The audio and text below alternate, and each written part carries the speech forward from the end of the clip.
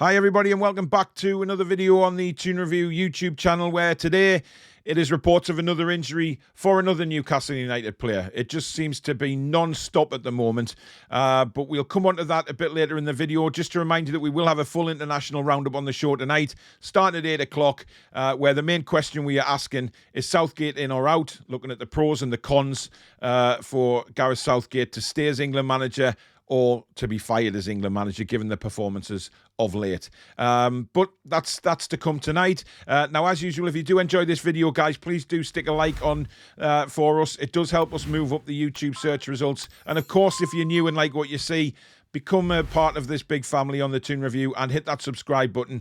And also the bell, which will let you know when we go live or we upload, which is practically every day of the week.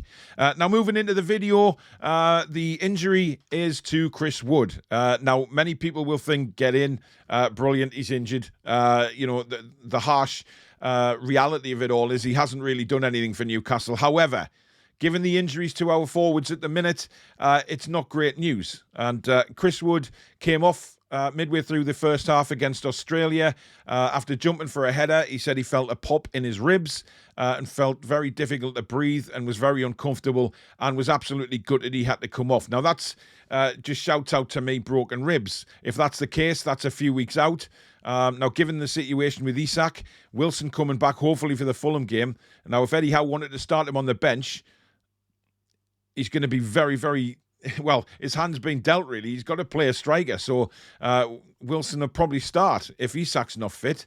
So it's really a pain in the arse, all these injuries. It really is. They just keep coming. And nobody knows why. It's just look at the draw, I guess. You know, Chris Wood simply jumping for a header and obviously colliding with one of the Australian players and felt a pop. But that's not going to be a very comfortable ride back to the UK for Chris Wood at all.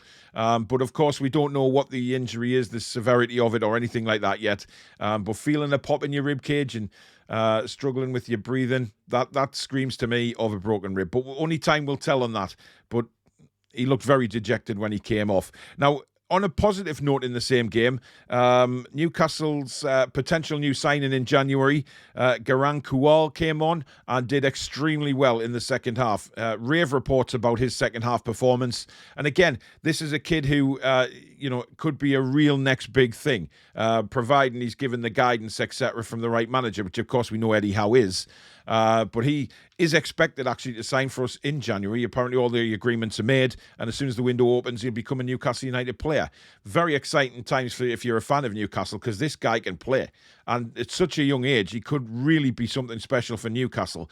And coming on at such a young age in an international game against New Zealand, I know New Zealand football nation-wise, maybe not that big, but when you play Australia, New Zealand in any sport, it's obviously going to be intense because of the locality of the countries. So well done to Kual for coming on and making such a big impact. And it's very exciting news if you're a Newcastle fan.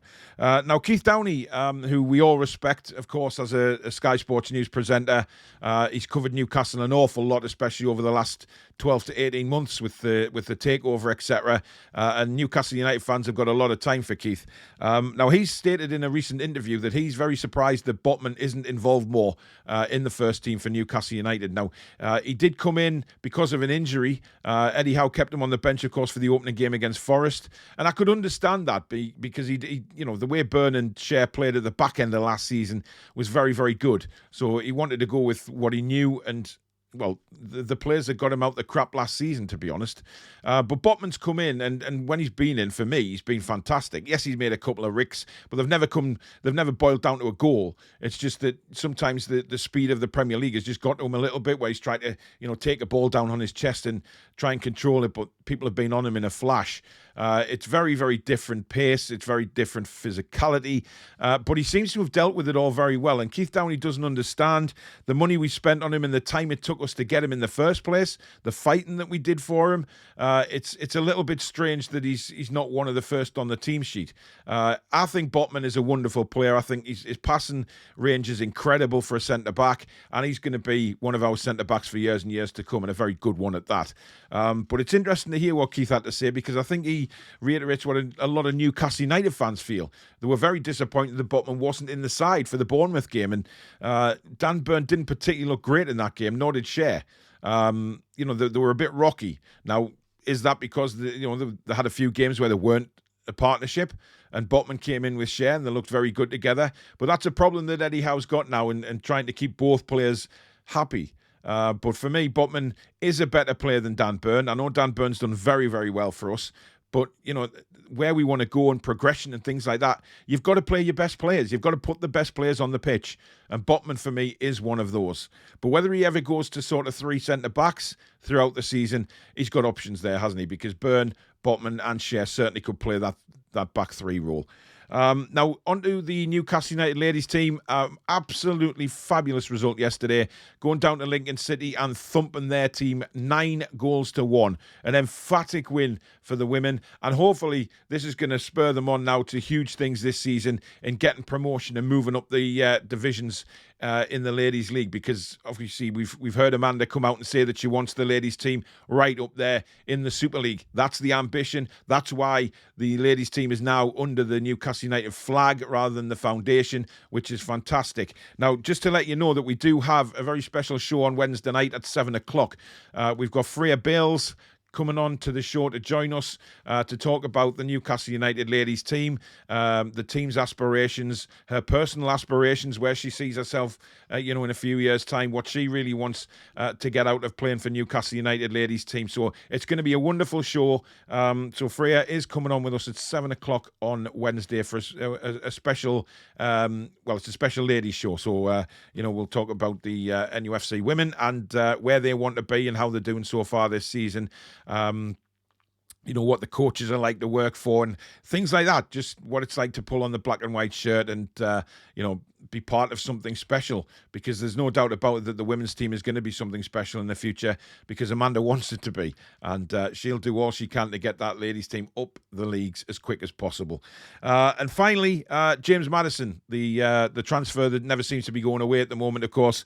Throughout the summer, Leicester were asking 60 million quid for James Madison. It didn't eventually happen, but a lot of pundits came out, including Ian Wright, saying that James Madison wanted to move to Newcastle United. That seems to be what Dan Ashworth is working towards in January. He's very confident of getting James Madison, apparently. So, but maybe not for the 60 million. That's what Leicester will be holding out for.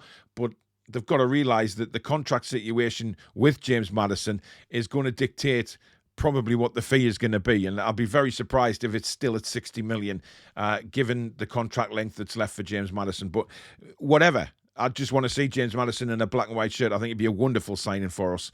Very, very talented footballer. Yes, he has his moments with diving and things like that, but I think Eddie Howe would cut that out of his game, to be honest, because when he's not doing that, he's a wonderful footballer. But, he should have been in the England squad. Let's face it, but that hasn't happened. That ship has sailed. But, hopefully he'll make the World Cup squad. And then when the World Cup ends, he'll become a Newcastle United player, which will be great. But let me know in the comments down below what you think of all the news today about Chris Wood and Kual and Keith Downey's interview, the ladies team, etc. Give us your thoughts. I love reading your comments, and I love sort of seeing what your opinions are of everything, including obviously what's going on now at Newcastle United with the injuries, which is crippling us.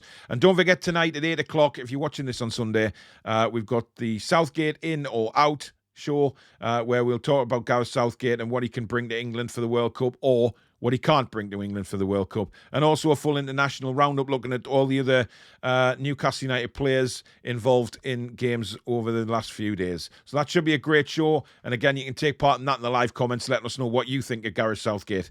But as usual, guys, I said at the start, if you've liked this show, please do hit the like button. It does shoot us up the search results on YouTube when people are looking for Newcastle United content.